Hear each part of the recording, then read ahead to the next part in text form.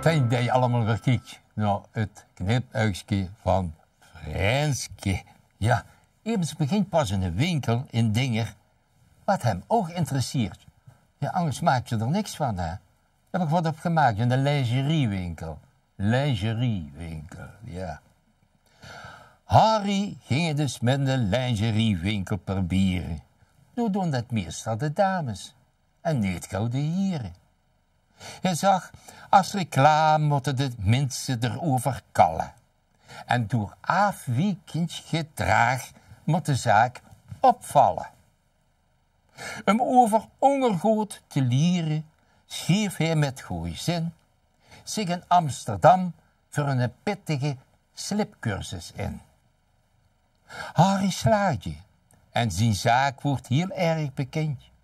En door de dames, maar ook sommige heren, bemind.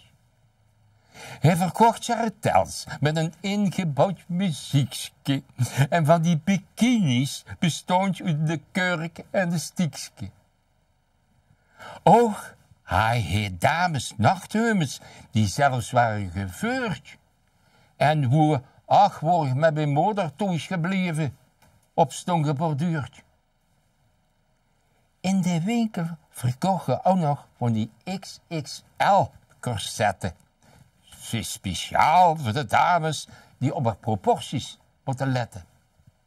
Maar het schoonste wordt de bel, die niet tring of ping, maar heel hoog en keihard, stringelingeling.